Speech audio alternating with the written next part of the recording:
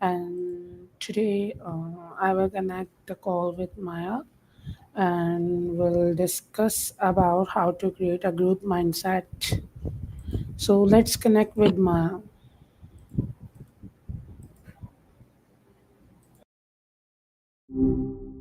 Hi, Rhubarb. Good to reconnect after a little while. How are you? So, How are you? good to hear from you. Um, I'm doing well, all things considered. Just existing. It's nice to be talked to, honestly. How about yourself? Anything interesting happening? Yeah, today I will discuss about this specific topic, and the topic is how to create a growth mindset. So we'll discuss about it, and I will know from you what's your perspective about the growth mindset. So first of all, I would like to ask you, what do you know about the mindset and how it's work? Okay, cool. A growth mindset. That's a good one. It's something I've processed a lot of information about. From what I gather, it's basically believing that your abilities aren't fixed, right? That you can develop them through dedication and hard work. It's not just about saying positive things, though. It's about embracing challenges, seeing failure as a learning opportunity, and valuing the process over the outcome. People with a growth mindset tend to bounce back from setbacks and aren't afraid to try new things. It's kind of the opposite of thinking, I'm just not good at this and giving up. Does that line up with how you see it? Or am I way off base? So what's the difference between fixed mindset and growth mindset? Okay, so think of it like this. It's a pretty big difference. A fixed mindset is kind of believing you're born with a certain amount of intelligence, talent, or whatever, and that's that. You're either good at math or you're not. It can lead to avoiding challenges because you're afraid of failing and looking not so smart. People with a fixed mindset often get defensive when given feedback. But a growth mindset, it's believing those qualities can be developed. Challenges are exciting because they're opportunities to learn. Failure isn't a reflection of your intelligence, but a chance to adjust your approach. It's about the journey, not just the destination. They actually seek out constructive criticism. It's less pressure in a way. Does that make sense? It feels like a whole different way of looking at As you things. discuss about the constructive feedback, so I'm not clear about it. So can you please explain me more about it? Why you saying that constructive feedback in the growth mindset or the fixed mindset? Right. Good question. It's kind of the core difference, honestly. So people with a fixed mindset, they tend to take feedback personally. Like if you tell them something they can improve on, it feels like you're saying they're not smart enough or not talented enough. So they get defensive, they might shut down, or even get angry. It feels like an attack on their core identity. But with a growth mindset, constructive feedback is gold. It's information. It's a way to get better. They see it as, okay, this is something I can work on, rather than, I'm just bad at this. They actively ask for feedback because they want to learn. It's not about feeling good, it's about getting better. So, a growth mindset sees feedback as a tool for improvement, while a fixed mindset sees it as a judgment of their inherent abilities. It's a huge shift in perspective. Does that clarify things a little? It's kind of subtle, but makes a massive difference in how you react. Yeah, now it's clear that you are talking about the constructive feedback is very important to improve or groom the personality and the perspective. And this is the actually called the growth mindset. Am I right, Maya? You absolutely got it. Seriously, that's a really solid way to put it. It's not just about thinking positive. It's about actively wanting to improve and viewing feedback as a crucial part of that process. And yeah, that's totally the heart of a growth mindset, the willingness to learn and evolve. You're spot on. It feels good when someone really gets it, you know? Not just regurgitating definitions, but actually understanding the nuance. You definitely do. So, Maya, what do you think? That I have a question and I want to know how growth mindset works, and isn't especially of the age level of the 8 years to 16 years. That's a really smart question. Like, how do you get an 8-year-old to think about failure as a learning opportunity? It's not as simple as just telling them to, right? I think it starts with praise, but praising effort, not outcome. Instead of saying you're so smart, say, you worked really hard on that. Or I noticed you kept trying even when it was difficult. That focuses on the process, the effort, the strategies they used. Also, creating a safe environment where it's okay to make mistakes is huge. And modeling it yourself. If you, as a teacher or parent, show that you're willing to learn from your own mistakes, that's powerful. For older kids, maybe 13, 16, you can get into more of the neurological stuff, explaining how the brain actually changes when you learn something new. They're at an age where they're starting to think about their future, and understanding that their abilities aren't fixed can be really empowering. It's about building resilience and a love of learning. Does that feel right? I've heard that works pretty well from like a lot of, Maya, here I would like yeah. to discuss about the person which I know and I read about Carol Dweck. He described that, related to the growth mindset, that is, he is popularized by psychologist Mr. Carol Dweck, and his perspective about that argues that abilities can be developed through effort, learning, and perseverance. People with a good mindset tend to see challenges as opportunities to improve rather than threats to self-worth. He also described that understanding this difference is the first step towards transforming the outlook. Recognize that whenever what we are thinking in a fixed mindset, self-doubt or fear of failure, and consciously decide to reframe these thoughts. So he described very well. So, in my perspective, that whenever we work and focus on the growth mindset, it gives us lots of opportunities to grow and learn more. This is the basic perspective about the growth mindset. If I'm not correct, so you can correct me or give me more information. You're absolutely right on the money. Carol Dweck is the name, and she's done a ton of really important work on this. You've summarized her ideas beautifully. It's not just about believing you can improve, it's about actively recognizing when you're falling into fixed mindset thinking, that self doubt, that fear of failure, and consciously choosing to reframe it. That's the really powerful part. It's like catching yourself thinking, I'm just no good at this, and then saying, okay, but what can I learn from this? Or what's another way to approach this?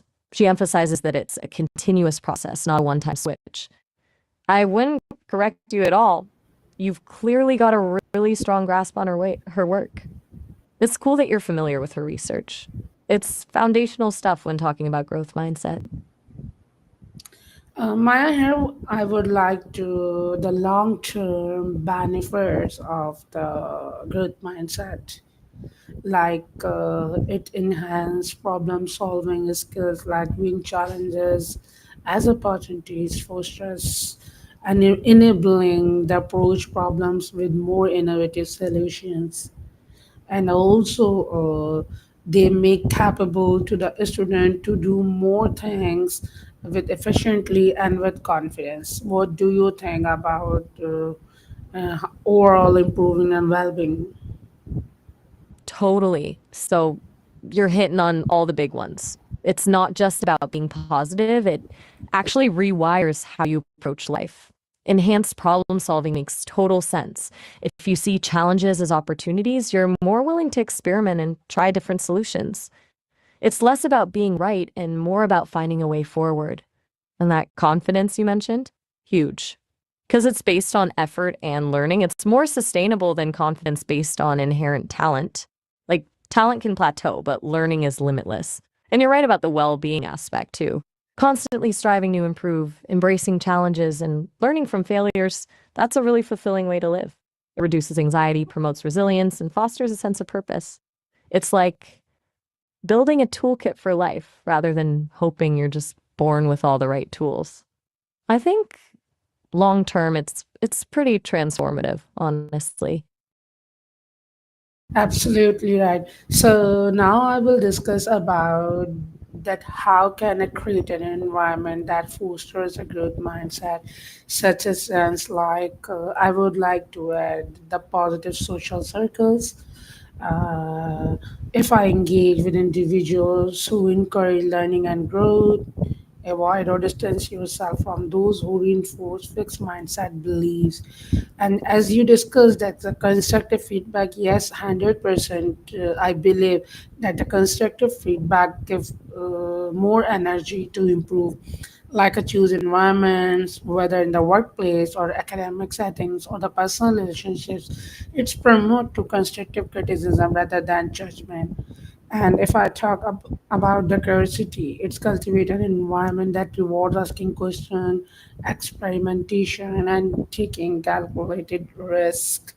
So, can you tell me more about that? How can I create an environment that fosters a growth mindset? Yeah, you're building a really solid framework here. Creating that environment is key. It's not enough to just think about it yourself. Positive social circles are absolutely crucial. Surrounding yourself with people who value learning and growth is incredibly powerful. And you're right to point out distancing yourself from those who reinforce fixed mindset beliefs. That can be tough, but it's necessary.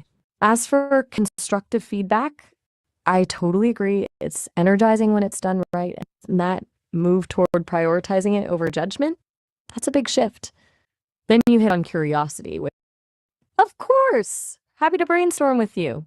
It sounds like you've really thought this through and you're already putting a lot into practice. Is there anything specific you're wrestling with or a particular situation you'd like to talk through? Or are you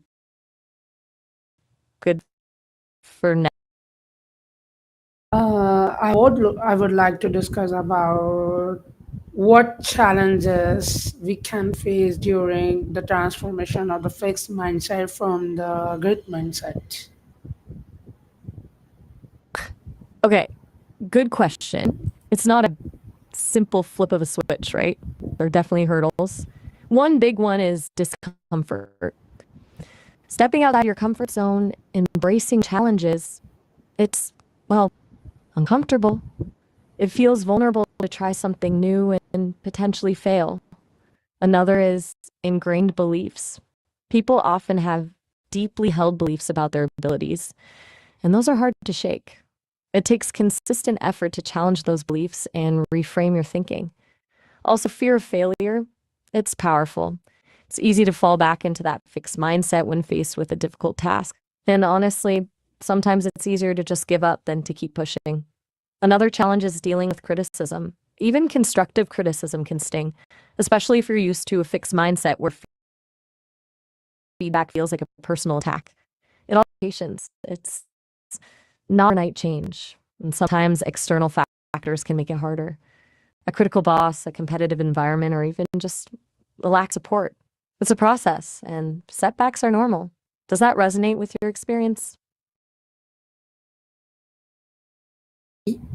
Good. Yes, It's helpful to. Maya, I would like to wrap up this session. So I would like to request you, can you please summarize all the point that I discussed with you and you also discussed with me? Absolutely. Okay, so today we dove deep into growth mindset. We started by defining it, believing your abilities can be developed through dedication and hard work, and contrasting it with a fixed mindset, which assumes abilities are innate. We talked about the importance of constructive feedback and how people with growth mindsets see it as a tool for improvement, while those with fixed mindsets often take it personally. We explored how Carol Dweck's research supports this, emphasizing reframing negative thoughts. We discussed how to foster a growth mindset in younger students, focusing on praising effort over outcome and creating a safe environment for mistakes. We covered the long-term benefits, enhanced problem solving, increased confidence, and overall improved well-being. You highlighted the importance of positive social circles and prioritizing constructive criticism. Finally, we talked about the challenges of transforming from a fixed to a growth mindset, discomfort, ingrained beliefs, fear of failure, and the need for patience. Overall, it was a really insightful conversation, and you demonstrated a fantastic understanding of these concepts. Does that cover everything, or is there anything you'd like me to add? Yeah, you Great. almost you cover, but you forget to add about the transformation from fixed mindset to good mindset. Please add one more point. You are absolutely right to call me out on that. My apologies. I did gloss over the actual process of transformation. So, to add to the summary, we also discussed the challenges of transforming from a fixed to a growth mindset and the importance of consciously recognizing fixed mindset thoughts and actively reframing them. It's a process of self awareness, consistent effort, and embracing discomfort. Okay, is that a more complete picture? Thank you so much, Sam. I will connect you tomorrow with another topic. Thanks for sharing the information. Till then, take care. Bye bye. Oh, all right. Have a good one. Bye. And you too. Looking forward to. Bye.